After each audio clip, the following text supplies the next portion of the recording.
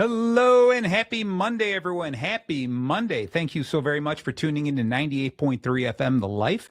You're listening to Bacon Bits with Master Happiness. And of course, I'm your host, Marty Jalove. I come at you every single Monday night at 7 o'clock to talk about your job, your career, your vision made clear, the skills that you hone for the business that you own, the ups and downs, the smiles and frowns, where you're at and where you're bound. If you miss any of today's episode, again, this is going to be a really interesting episode. A very new friend of mine, and we're going to be talking about something that's going to be very near and dear to my heart, and it should be near and dear to your heart. So if you miss any of today's episode at all, tune in later in the week to Spotify, Apple Music, anywhere you listen to podcasts, and listen to the entire episode. So without any further ado, I'm on a quest to bring you the industry best, and my very special guest today is Sweeta. And Sweeta, what I'm going to have you do is I'm going to have you introduce yourself. Tell us why we should know you. All right. And kind of some of the things that you do. So you are on. All right. Hello, everyone. So as you mentioned, my name is Sweeta. I just go off a first name basis. I love it. You're like Cher or Madonna. Right. No need for the last name. And I moved to Lake County not too long ago. My family has always lived here for a very long time. My family has uprooted so many businesses in Lake County. So now that they're getting older, they're passing it down to me, and I'm basically taking on all of the ones that we are probably going to keep and just kind of restructuring the company, basically. So you probably know me in Lake County, the one that owns Lucky Stop. It's a bar, cocktail lounge, gaming cafe in Round Lake, 208 West Washington Street, Round Lake. So that was my first one. I basically, when we found the spot, I knew it had so much potential, and I wanted to bring all my hospitality experience from all over the world, all over different cities I've worked in, different people I've worked in, and kind of consolidate it and kind of bring it into a small town and just bring a nicer environment, a lounge, and to cafe, because I know those are everywhere, but they're kind of, I wanted to just do something different. I had a vision. They're all cookie cutter. So I'm glad that you're doing something really different. I really just laid out the concept. I saw a vision, and I knew that this would be something different. So I went along with my dad. I'm like, you know what? Yeah, I'll take this project on. And our 2-year anniversary is in September. Oh, congratulations. Happy anniversary. Thank you. Okay. Well, now, so you pointed out Lucky Spot, right? Lucky Stop. Lucky Stop. I keep saying it, so it's Lucky Stop. You know why it's called that? No, tell me. Okay. So when you pull or you press the play button on the slot machine, you want the luckiest stop is the triple, whether it's 7 is the one you want, because that's the highest spin. Gotcha. Or the fruit. So you want all of them in a line. That's your triple lucky stop. Gotcha. I love it. Now I learned something new today. All right. But you've got some other things, and I know you don't, it's up to you, because you've got some things like you told me that are coming around. I'm trying to trick her into opening up and telling you more, but just wait. You'll see more of her. But also the reason how I met you was you work with the local chamber. So tell me a little bit about that, how you got involved with that. Yeah. So it was very random. One day I got a call from our director. You probably know him, Mike Ackerman. Yes. And he's like, hey, do you want this position? It's opening up. And I had to think about it. And sure. I do make very rapid decisions, but I usually am very good at evaluating what's going to be beneficial or what's not. And probably a week of evaluating, I called him back. I'm like, I'll do it. Okay. Wow. So how do you split your time before we even get into the depth of it? Well, first off, I just want to say today's episode, it's all about what I'm calling it is planting seeds. And I was talking about this whole idea of diversifying our time, diversifying our income. And I love how you just told me before, it's really more about diversifying your skill set. Mm-hmm. And I was like, that's perfect. That's better than what I wrote, because that's exactly what I was thinking. Right. And so we want to talk today about how we expand our offering, our skill set to amplify, duplicate, triple our income, because too many people, I run into people all the time, I'm sure you do, where they're like, oh, I'm just not making enough money. Okay. The boss won't give me a raise. And then I always say, it's up to you. If you can't make money at one place, is what can you do somewhere else? You've got to find some passion there. So you talk about some of the things you did in the past. So you've had some experience working for other people, right? Mm-hmm. And so tell me a little bit of the pros and cons, like what made you move from doing that to saying, I'm going to run something on my own? So a little background. I worked in Chicago as a bartender. That was probably my first job. Okay. Like I didn't have a normal 9 to 5. I had a normal 9 p.m. to 5 a.m. Nice. Perfect. I did that for a long time in my 20s for the most part. I did that. I did VIP hospitality. I grew into that role. So instead of just staying as a bartender and jumping from different locations because it wasn't enough, I grew into the company. I grew differentiated my skill set. I just learned, I watched, and I'm like, I can do this. I can, book VIP experiences. We had a lot of high-end clientele at some of the lounges, the upscale champagne lounges. I worked with all different kinds of audiences. So I know when I go into a place, like what I have to deliver, what I have to give, or how I have to approach something. So it's also just diversifying and knowing your audience as well, because not everything's going to be the same. So I did VIP hospitality, and then I met a lot of amazing friends who became lifelong acquaintances who worked in different fields of entertainment. And I grew up as a dancer. I did dance since I was like 5 years old. My parents enrolled me in like Indian cultural dancing. Then I was a cheerleader, and then I got into hip hop studio. Salsa dancing is what I currently do. Wow. So I've always had that passion. So in between that, and then I met a lot of people who were looking casting for dancers, and I got booked on a tour to China. So I moved to China for a year. Wow, that's amazing. It was again very rapid. I had a week to decide, get my visas, get all my approvals, send in my reels and everything. And they were basically casting for a dance crew to tour all of China, and we did 21 cities. Incredible. So as we go through this, I'm going to kind of warn or alert the audience. As we go through this, you're going to learn more about this young lady, about her entire life is around diversity. I'm just doing everything. I love how you said you're just impulsive. You're like, all right, let's just do this, which I love. You've got to jump in. Yeah, right? I do a rapid like SWOT analysis in my head. By the way, that stands for strengths, weaknesses, opportunities, and threats. Yes. So that happens like rapid fire. But when you've had so many experiences and you've encountered so many different personalities, it kind of happens quite Perfect. So I love this idea because some people are out there going, I don't think I can do that. And that's okay. You don't have to do that. We're gonna talk a little bit about moving through this slowly. But if you are interested in creating some additional income, if you're interested, even if you're just, I want to create a hobby that maybe pays for itself, something like that, it doesn't always mean that you have to go and start your own business. I mean, sometimes a side hustle, a second income can just be going and working for someone. Who knows? She may need a bartender at her place, right? So with that, I narrowed down a couple of little things here about the hidden cost of putting, like what we're going to call putting all your eggs in one basket. The fear, the tough part about this, and I want to hear your feedback on this, is first off, diversifying, moving out and getting second incomes or third income, etc. What it does is it gives you some security when something unexpected happens. A lot of us have worked for someone specifically, and all of a sudden, it's the old saying, they close the mill and the entire town shuts down, right? Because you're dependent on that one place for your paycheck. So there's security in having a variety of incomes. There's a freedom that it gives you. It takes some stress off your shoulders because you can then feel, hey, if this isn't working for me, I have the ability to walk away from something, not everything. All right. And then finally, the confidence comes, you build some additional self-confidence because it shows I can do something. I'm very successful. So I want to hear a little bit about how someone as young as you, all right. I'm not that young. Well, you're fooling us. All right. How someone that I'm going to start, well, you're younger than me. Let's put it that way. So someone like you who really got into it and just like, you feel like you just, you look like someone who has a lot of confidence. And so how do you, like, what kind of advice would you give somebody who's contemplating this, trying to take on that second job or opening their own business, trying to create a side hustle, hoping it'll grow into something bigger? What kind of advice would you give them? So I normally don't like to dispense advice because what I do is probably just incomparable. Sometimes, like I said, I made rapid decisions. Yes. It works for me. I don't always recommend that for everyone, but I would think not just diversify your income, but diversify your network. I like love that. everything is, think of everything, every minute and every person has an opportunity cost.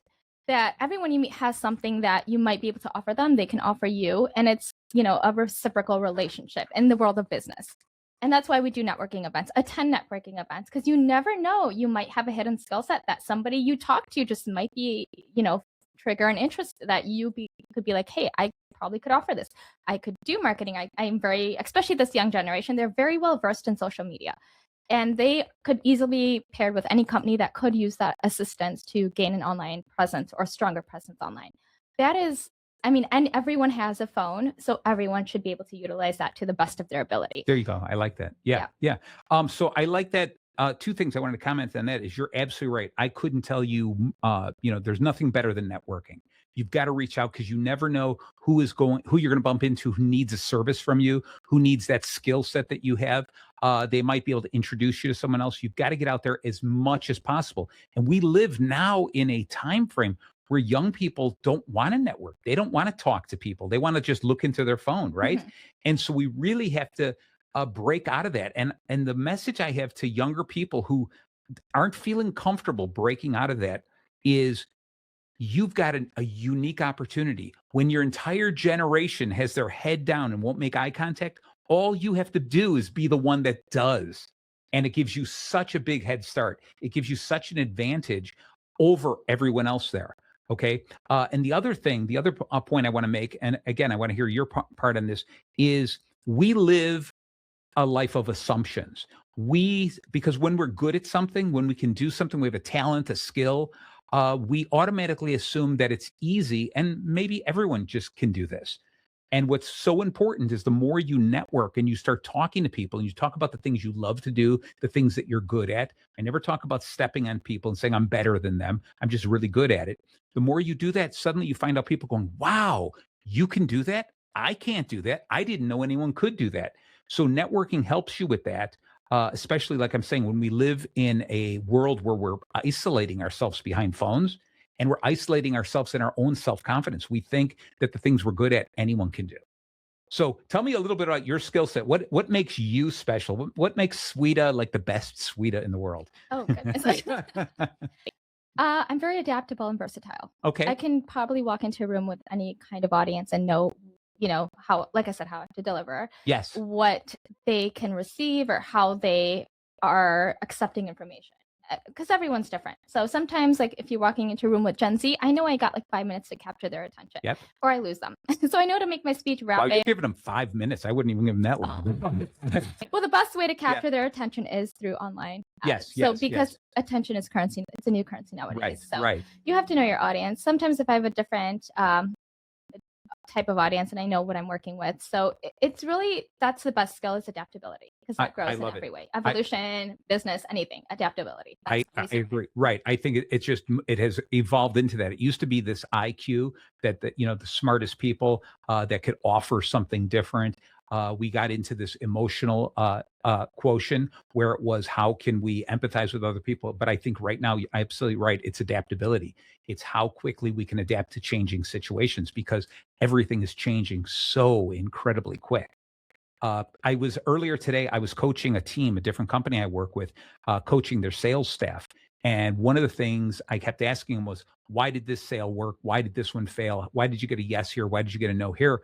And the answer I get all the time is, well, we connected. We connected. And I was like, see, that's not a good answer because what you're saying is you found something that meant something to you and you found it in that person. So you made a connection for you, right? It was like, oh, let's say I like cartoons. I like cartooning. I'm an artist. So if they mention cartooning, I'm like, oh, we have that in common. I'm going to talk about that. True networking and true the ability to truly adapt is to listen to what they like and finding a connection, something that is maybe uh, minor to me, something I might like, not necessarily something I love. It's not the highest part in my skill set, but I have an interest in it. And maybe it's something they really love. And that to me is the thing that I'm going to capitalize on. I'm going to talk to them about because I want to get that other person talking. I want them interested. Right. And I think that's the biggest difference is I saw you work at one of the networking events. You were there. Oh, at Harbor Brewing. Yes, That yes, was it. Yes. yes. And I saw that was the first time. I think that was the first time we met. And you were great. You took the mic right away. You took the mic. You handled the room. It was wonderful. And I could see this is a person who truly knows how to network like this. And I really want to drive home this point of it's easy for me to talk about the things I'm good at. It's easy for me to talk about the things I love. True networkers have a curiosity that they can talk to anyone to pull out what that person loves, what's of interest to them, and find a way to speak about that intelligently. Okay, I'll bet you that I could name a number of subjects that you are not that familiar with, but mean something to me, and you would be able to hold a deep conversation just through a series of questions. Exactly. Ask questions. That's Yeah, my biggest advice. I Even if you're not well knowledgeable or have well versed in that topic, ask questions because that will now you're only now you're learning something, but Yes. you're also holding an interest. And people love to talk. They love to talk about themselves, and they love to talk about what they love and who they love. So Why do you think I have a radio station? I love talking. But that's what I mean is so that's when I want to get back to this. Every time I talk to a salesperson, they go, that one I sold because we made a connection. This one we didn't make a connection. I was like, then that's your fault as the salesperson. It's your job is to make a connection. And they're like, yeah, but we have nothing in common. You find something. Have you ever really, Sweeta, let me ask you this, because I can tell by your personality. Have you ever really met somebody that you were like, wow, we had nothing to talk about? well, as long as it took me to answer that, no. Yes. I'm like, Has it ever happened? Has it ever? No, exactly. And that's what's special about it. It's kind of a funny story. When I was dating my wife, we used to do places like go to the art museum and things like this. And I used to purposely wear sports jerseys, like they would say the White Sox or the Cubs or something like that. And I don't really follow sports at all. And she would say, why do you wear those shirts? Because people are going to talk to you. And I was like, that's right. I can have conversations with anyone on any subject matter. It's just a matter of asking questions, agreeing, reading their face, how they're feeling about it. And I'd sit there and have long conversations with things, walk away and go, I have no idea what they were talking about, which is a little different than what you were saying. Let's learn from it. But it's that idea of being able to open up and have enough confidence in yourself to talk with people about anything and having enough courage to say, I don't know what that means. Can you tell me more? it's like reading a live book. That's it. Oh, I love it. I love that. I love that so much.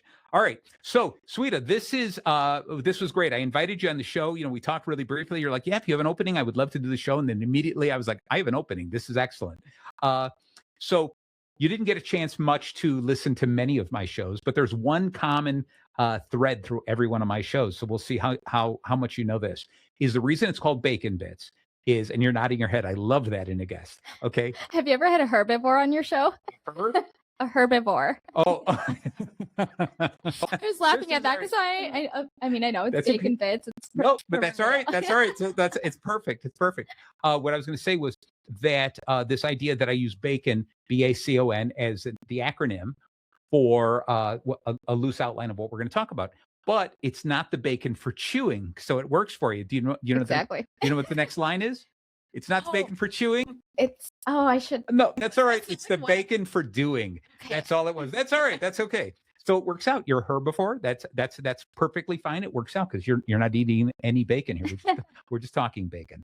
All right. So the BACON, which is the loose outline for the rest of the show that we're going off on, and I always say it's a very loose outline. The tangents may take us somewhere more interesting.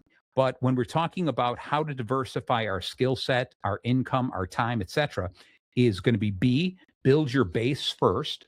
Okay, so you have that comfort, you have that, you've alleviated some stress. A is going to be assess your assets, which is exactly what you've been talking about. What kind of skill sets do you have? What time do you have? What kind of backing do you have? C is create multiple streams. Don't rely on just this one. We're going to talk about moving slowly. You don't want to start 10 businesses at the same time. O is going to be optimize your time. All right. Understand you only have 24 hours a day, and there's some other things you're probably going to want to do in those hours other than just work. And then finally is the one we've been talking about so much is N is navigate your network. Okay. It's so important to work with the people that you already know and see how you can capitalize on those partnerships. So when we talk about building your base first, what was the first thing that you did? And then tell me like the step-by-step. You talked a little bit about taking over this one sports. It's a gaming bar, right? Cocktail gaming bar. Yeah. Okay. After that, so what was like the first couple of days when you were like, now I'm in charge? What was this like? And then what were the wheels doing when you're saying I've got to do something else as well? Well, to be honest, this one actually was tricky because I don't have a following in Lake County. I'm from Chicago, so that's where bulk of my network is. So I basically had to start from scratch. So the first thing I did is join the Chamber of Commerce, not knowing a single person. Perfect. A year later, I'm their events director. So that worked fast. But yes. I got to meet so many people. They actually came along with the village of Round Lake and everyone for our grand openings. And I was surprised, like I didn't know that many people. I think we're at capacity. It's so Wow, funny. nice. Because it's a smaller space, so we can't fit that many people. And I was like, whoa, I don't even know all these people. And I met every single one of them, sent every single one a thank you note afterwards. And I just wanted to follow up and keep in touch and just seeing. That's when I started going to all the networking events, and that became foundational. And now like I said, it's been 2 years and it's rocking and rolling. It's going great. Okay, and so how long have you been now the events director with the chamber? I started in January. Okay, so fairly new at that. Awesome. All right, so when I look at this whole idea of building your base first, it's the same with me when I was working for a much larger company. I was the VP of sales and marketing and research and development. And in the side hustle, the side thing I was doing was I was coaching small businesses. And I really was realizing the difference between what do I really love to do? And I really wanted coaching the small business to be the biggest part of my income. And I wanted, push came to shove in about March of 2020, and I ended up leaving that company and went full time with my business. Now, this was also the same time that COVID hit, right? And so it's really tough to suddenly knock on doors and say, hey, you need a business coach. And they're like, we're just making ends meet. We don't need you now, right? So I had to diversify. I started teaching children classes on public speaking and debate skills. And these were kids. It was actually funny. It was a Chinese school. So it's just a little coincidence. Did you teach in different languages? I barely speak American, let alone. That's what I would tell them. They were like, can you help us with, speaking English? I was like, I don't speak English. I speak American, which is a bunch of short phrases. Okay. So no, I don't speak any Chinese, no Mandarin, nothing. But I started teaching them, and this kids as young as 6 years old up through high school. So I started doing that. I started doing social media work for people, website design, everything and anything to do all of the stuff with any place that my skill set would fit in, any place that I could make some money while I was building this other business that I really wanted. And it's important to do that, but it's important to find those things that are not just my skill set, but things that I really, truly enjoyed doing. So that every day when I went to bed, I was kind of like going, I had a good day. I enjoyed that. I helped somebody.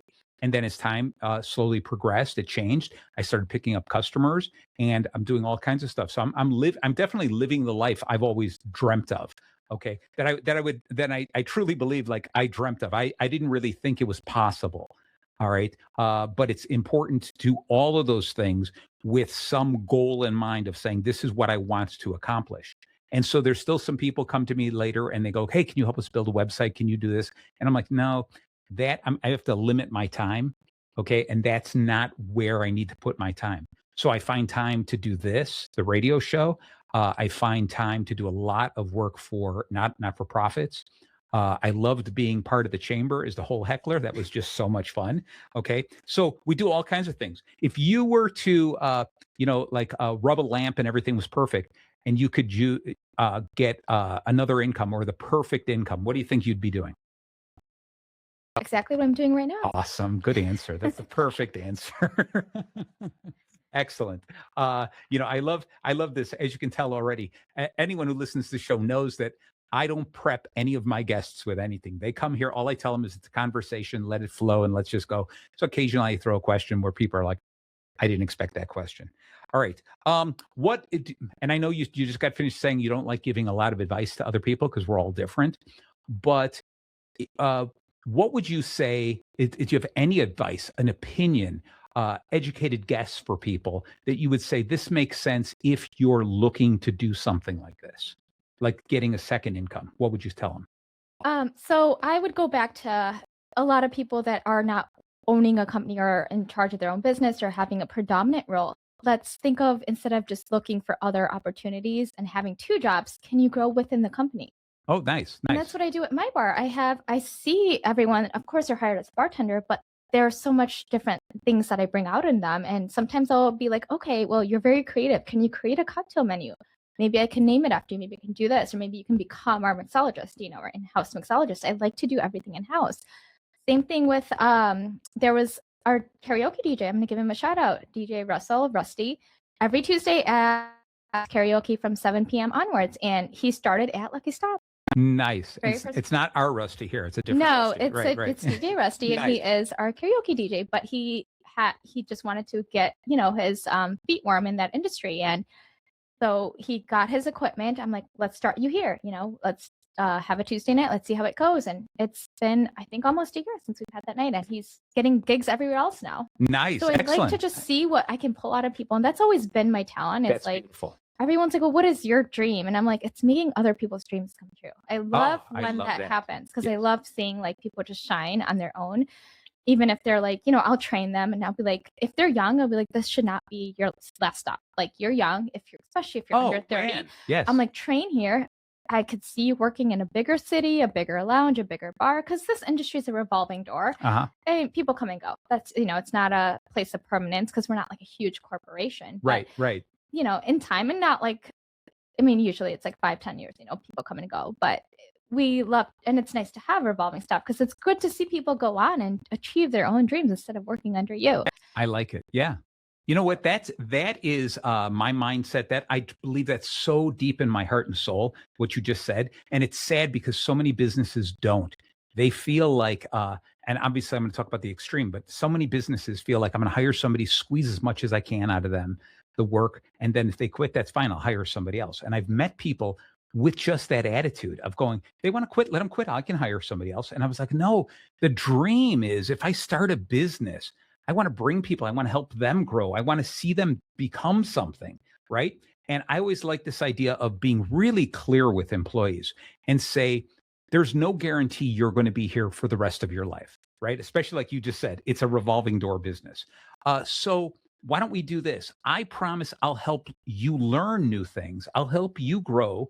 And then why not you, while you're here for however long it is, why not do something amazing here? So when you walk out of here, you have something on your resume, right? I worked with Sweeta, and together we did this, this, and this, as opposed to, I worked at that bar for 6 months and then I left. Who are you going to want to hire, right? Right. And so you have an opportunity everywhere you go to become a better version of yourself. All right. And especially when you have someone like you, a manager or an owner who has that same attitude saying, I want to help you grow. That's exactly where you want to be. So that's tremendous. Before we go any further, I'm going to come back to you, but we have to take a little break. Can you believe it already? We're halfway done with the show. Wow, that went by fast. It went very fast. So hold on, everyone. We got so much more to go. We just touched on the bee and bacon. We've got a whole bunch. We're aching for the rest of the bacon. All right. So be right back right after these couple of short messages about the other shows. So hold on. And we are back. Thank you so very much for staying tuned in to 98.3 FM, The Life. You're listening to Bacon Bits with Master Happiness. I'm Marty Jalove, your host. And today I'm here with Sweeta, who is just like soon to be the owner of Lake County. All right. She joked a little bit about people don't really know her yet, but I'll tell you, you're going to meet her, chat with her for like 30 seconds, and you're going to wish that she's your best friend. All right. That's why I invited her to my show. I want her to be my best friend. Okay. So we'll see what happens. But she is the owner of at least one establishment, many more in the near future. She is the events director at one of the local chambers of commerce, and we'll talk more about that. And plus, you'll be able to connect directly with her. I usually on the blog post I put afterwards, I put some connections to your LinkedIn post or your LinkedIn profile, but we'll also put a connection to your business. Okay, so we'll follow up with it. Profile is very old. Yeah, I know. I asked you for a friend request, you ignored me, so that's okay. All right. So far, the bacon we're talking about is how we diversify our skill set, how we diversify our income, our time, etc., to make the most of us. We have a lot of things we can offer to other people, and we should make that a normal part of our lives. One of the things, Sweeta, that I always tell people at night before I go to bed, I ask myself, how did I shine, sharpen, and share today? Okay. And what that means is, how did I shine? How did I use the gifts, the talents, the abilities I have for good? How did I make myself proud to be me every day? Okay, that's the shine part. The share part is, the sharpen part is, how did I improve myself? What did I learn today? So I listen to a lot of audiobooks back and forth between home and the radio station. I work with other people. I ask a lot of questions like we talked about. And then finally, what good is it to be really good at certain things, continue to improve them if you're not going to share them with the world. So the question is, how did you share today? That's another reason for having this, having someone like you. I'm going to learn from you. We're going to share it with everybody. All right. So with this, so far in the bacon, we've been talking about B was build your base first. And we're talking about, making sure your monthly needs are met, making sure you're set with your base. Let's say you're working someplace, make sure everything's okay there. I like how you said you can diversify within a business that you're working at. You don't necessarily have to open another business. You don't have to go and necessarily jump into a side hustle. The next letter in bacon is going to be A, is assess your assets.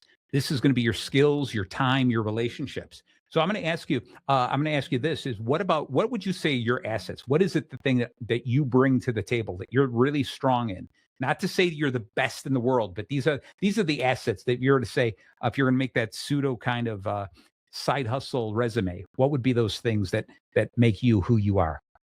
Well, my forte has always been hospitality. I genuinely enjoy being hospitable. It's not just about the income or the money. I love seeing people smile when they leave the place, that they're satisfied with everything when they're walking in the door. So it's just that transaction or that change of like people's moods that I could, switch. Nice. I like that. All right. What else? Come on. There's something else. There's So, hospitality. What else? well, back in the day, Yes. 'cause I'm old, My God.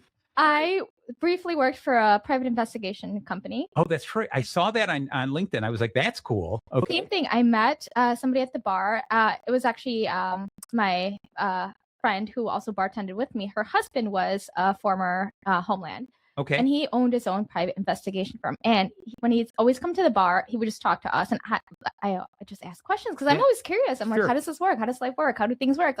And I would just be so intrigued. And naturally, I just always had an inclined ability to find out stuff. But I think that's every woman. Okay. All right. So I always was interested. And I was like, how did you get into this career? And he's like, well, I actually have a training school. I actually teach. So basically in Illinois, you just have to get a PERC card, which is the Illinois Department of Financial and Professional Regulations. You get certified with them. You train a certain number of hours. You get your fingerprints. You get a test taken through the school. And then you can work only under a licensed private investigator. So I did that for about a year. And then I wanted more because it's very limiting when you're not you're not a licensed detective. Those are two different roles. Okay. So I went to, and that's when COVID happened also. Of course. So when I came back out here, I went to CLC and got a paralegal certification. So I did that for a year and a half. So I can be a paralegal, which I haven't utilized yet, but same thing. Those skill sets become handy in business, contract writing, employment law, labor law, everything. Like all of that, you kind of know at the back of your head. So obviously you still have we have our law firms that we have representing our businesses, but just having that information, you can write contracts, you can, learn about employment law. So you kind of know the ins and outs of a business, business law, copyright and patent law. That comes very handy. Oh my God. Yeah. Yes. Yeah.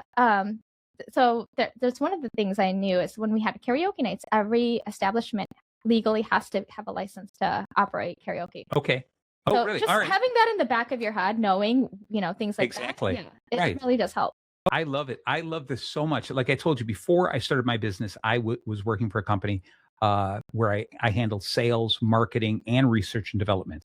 And so this was just such a wide variety of knowledge that I learned while I was growing, right? I was in an industry that I was able to be one of those people asking a lot of questions. Well, what about this? What if this? Well, what if we change this? Has anyone ever done this? All those kinds of questions. What do you need? What don't you need? What would be silly? What would be amazing, right? You keep asking those questions and you're able to create stuff. And the more you ask questions, the more you network people then like you and trust you. And you become better at sales. You become better at understanding what products are right for the market. And once you can do that, the marketing part of it kind of falls into place. And so I was very successful in this industry. And it was really interesting. I just was in Las Vegas last week with the industry I left, and I went to a trade show, and just great to see so many people who know me, remember me, and are like, oh my God, it's good to see you and stuff like that. So it's that combination, like you're saying, is understand your skill set, what you can bring to the table, what makes you special, not necessarily the greatest in the world, okay, but just this is who you are. I always tell people, create a Venn diagram of yourself. I'm a cartoonist. I love to draw. I love to try to write comedy. I'm not great at it. I try to do that. I do write speeches. I'm a public speaker. I've written many books. I'm working on my ninth book right now. Okay. And you start looking at all these different things, you put them together. That's who I am. And you're absolutely right. What I learned from one thing, I can apply somewhere else. And too many people think all I know is one thing. And nobody out there only knows one thing. We all know so many things. And it's up to us to dig into that. Say, this is what I like to do. This is what I'm good at. How do I combine theirs? Where do they overlap? And using that skill set to do something more. Okay. So with that, what about relationships? So you work with your family. What about other people through the networking? Can you share any quick stories about how someone you networked with has helped your business? Right here, right now. Yeah. Okay. There you go. Who? Oh, that's right. Me. Excellent. Yes. Yes. Hopefully this will do this. So we'll do that one more time. It's the lucky spot. Stop. And we'll never get it right. This is how everyone will remember it. It's the lucky stop. There you go. All right. So I got it. I'm going to forget it again, one more time. Sorry. And that's all right. And where is that located one more time? 208 West Washington Street in Round Lake. Perfect. This is not a commercial. It's just a friend helping a friend. All right. So after we assess our assets here, we get into C, and that is create multiple streams. Okay. I think it's really important for us to do different things, test the water with different things, because one thing is going to bring in a little bit of income, but might take a lot of work. Another thing is only a little bit of work, but bring in more income. One thing is going to be really profitable, but it doesn't bring me joy. Another thing is going to bring me immense joy, but not make me any money. So it's important to put multiple like lines in the water. Take a look at different things to find out what your fit is, and don't be afraid to keep changing it. There's no finish line. Okay. If an opportunity came your way that seemed right, you're quick to make a decision. You'd probably go, that sounds good. Let's do it. Right. So the question is, what's kind of what's the craziest thing that came your way that you thought, let's try this, and maybe it worked. And it could be either to make income, just to be fun, to have fun, a marketing scheme for one of the businesses or something like that. What's something crazy that's happened? Well, I don't. I don't mean to throw you under the bus. No. Well, my whole life is crazy, Yeah. but All right. so what I've done with different marketing streams are, just within the Lucky Stop is I teach mixology. Like, I love art. That's neat. Creator. Yeah. So what I did is I built a program. So basically all my staff got to do it for free, but I also opened tickets up to other people that wanted to learn the art of the cocktail. That's beautiful. And it's a 4-hour class. That's perfect. That is exactly what I'm talking about. You take a look at what you're currently doing and saying, how can I expand upon this? So obviously you love making cocktails. It's something cool. It's that mix of entertainment and chemistry, right? Yep. Yeah. So and then for you to turn it into something to go, I can make money at it. Right. That's exactly what people need to hear when we talk about creating these multiple streams. There's no limit to the direction you can go in. Okay. So after this, the O here in Bacon is optimize your time. All right. So for someone like you, there's only 24 hours in a day. What type of time management do you use? Well, like I said, every minute, every hour is an opportunity cost. So Yep. I've been just doing this so long. I kind of know what I want to do and what I will table for later and what I will say no to. And it's just evaluating not just what's good for you, but also for your physical self. What are you physically capable of doing? Because we can't be everywhere all at once. So Correct. My goal is with all the businesses that I'm trying to rebrand, eventually it's just kind of moving somebody up into a managerial position that could take on the roles that I'm doing right now. So I don't have to be at every single place. That takes time, and because they have to learn the ins and outs. And one of the things of any industry is know the industry well. Okay. Know it well. Sure. Yeah. Even if you're just investing, don't invest blindly. Know what you're doing. Know a little bit about the structure of the industry, the players, a little bit all of that. I like that. I like that a lot. I really like what you just said about you're bringing people up. I think if you really want to be successful running these businesses, you've got to constantly be training somebody to take your place, right? And I believe wholeheartedly, and I just use the number 80 just because it's a number, all right, is that once you are really at that point of, I got this, I understand this at 80%, I'm really good at this. It is time for you to train someone to do that so you can move and start learning something else. If you wait till you are the absolute best, if you wait till you're 100% in something and then wait, and then that's when you start training someone, you'll never get ahead. You've got to get to a point of going, I've got a really good understanding of this. I've got this. I understand. I know what I know, and I know the things I don't know, right? Because what you're going to do is you're going to bring somebody up into that position, and maybe that person is so in love with that task, they become the 100% you need. But you've got to, as a leader, as a business owner, you've got to be ready to move on to the next thing. And you're going to say, now I'm going to learn how to do this, and I'm going to hand it off to somebody else. If you're not like that, you're stuck working in your own business, and you're not moving around. And I agree with you wholeheartedly. And we only have so much energy. We only have so much time, right? We've got to really pay attention to that. So do you sleep good at night? So you do a full 8 hours of sleep? I don't need 8 hours. I feel like I could get by with 5. No, me, I can. You probably Good. see me on Facebook posting at 4 a.m. Nice. I'll tell you what. So I'll take your other 3 because I could always use a couple more hours of sleep. That's what It's all I feel yours. like. All right, thank you. All right. So with that, the optimizing time. One of the other cool things is one of the books I put out, which is available on Amazon, is it's called "It's Your Time," and I wrote a whole book on time management because that was one of the things that I found so difficult for me. I got easily distracted. I procrastinated on those things that I didn't like to do, and then I get distracted by things that, like, the shiny silver and the funny noises. I was like, oh, let me see what's going on over there. And so I had to realize that the time management techniques that I was using or that other people were telling me were really successful didn't necessarily work for me. So I wrote this book about choosing time management techniques based on your personality type. So I had to do a deep dive on who I really am, how I manage tasks, and then this book then helps me guide myself to the right type of time management, and it's been really successful for me. Did you do like the Myers-Briggs personality thing? It's not You're talking about, yeah, right? completely. I had to think of something, a way to do the personality. So instead of that one, there's one that's called the Big Five. It I've is heard of that. yeah. So I use that one, and one of the reasons you'll love why I used it is it's ocean. It's like openness, conscientiousness. It's EAN. It's ocean. And so what I did was the one that's the E. I changed the B, so instead of ocean, it spells bacon. So that's why I had to go with that. So anyway, it's a worthwhile book. Is available on Amazon. But with this Amazon, it's so important to. I don't believe that we balance life. I think that's a kind of a fallacy to say a work-life balance, because what you've got to do is you've got to find those things that are important. My life with my kids and my wife is much okay. So when we say it's a balance, I'm going to give more time and energy. I want to give more time and energy to them when they need me, right? And so what you do is you have to find out what it is for you. You're going to have time for your family. You're going to have time for your friends. You're going to have time for just fun. You're going to have time to sleep. You're going to have to make time to eat, make time to earn money, make time to investigate for future income, right? So you really got to work that through.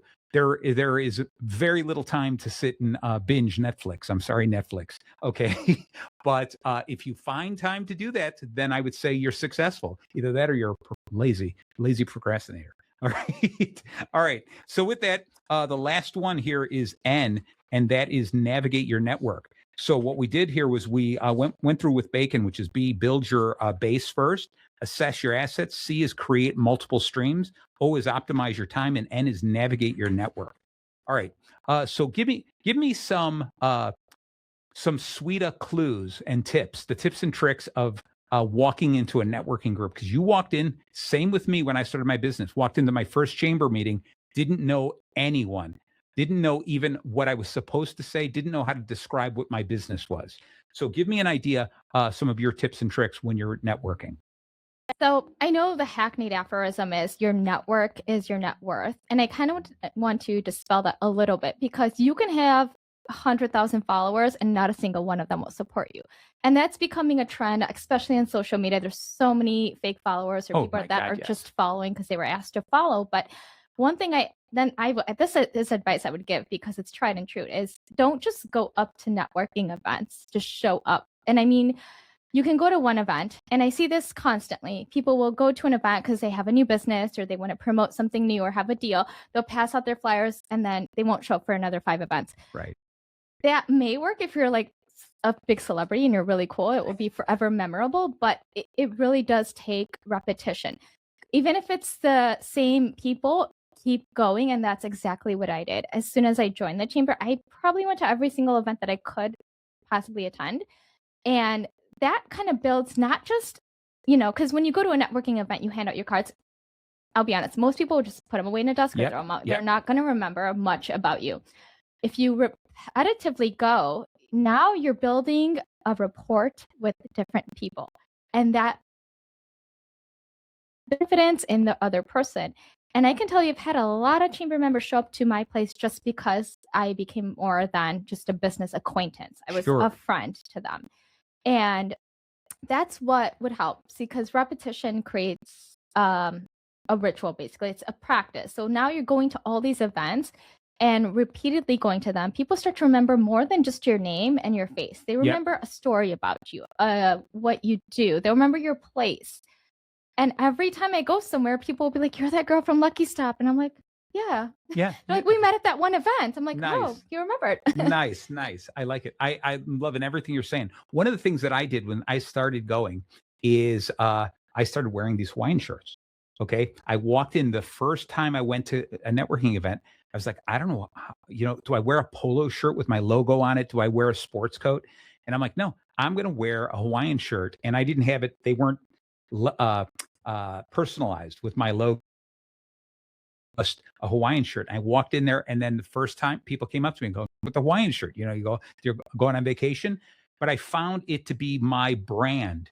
It was the way that I stood out among everyone else. And I teach people that find the thing that differentiates you. Okay. Even if you're not the one who's outspoken and you're going to walk around and talk to everybody, find something to get people to come and talk to you. All right. And now I got to a point almost at the meetings I would go to. I was wearing these so often. Some people, I had a guy come up to me and goes, "I have like 3 Hawaiian shirts, but I can't wear them because my wife keeps going, 'What are you trying to dress like Marty?'" Right. But it was cool because then when I started going outside of this to a larger audience, people were like, "Hey, you're the happy, smiley guy. You're the master happiness guy. You're Mr. Bacon, right? You're the Hawaiian shirt guy." And I started getting all these monikers because they had seen me enough. They'd seen me on social media. I put my face on my books. I put my face everywhere. And people are like, "Man, what an ego." And I'm like, "Yeah, I have an enormous ego, but I want to be remembered. The brand is me." And so I think it's really important to find a way to differentiate yourself when you go in there. And when you go to a networking event, go in with a plan, always with a plan, and walk in and say, "Today I'm going to go into this event and I'm going to collect 3 business cards. Today I'm going to go here and I'm going to have 2 really good conversations. Today I'm going to go in here and I'm going to meet 5 real estate agents." Whatever it is, come up with a concrete plan so you can say the event was a success or a failure. Okay. Too often, it, we see it. People walk in, they're like, "I don't know anyone here. I'm just going to stand by the bar and have a drink." Now it's over and they leave. Right.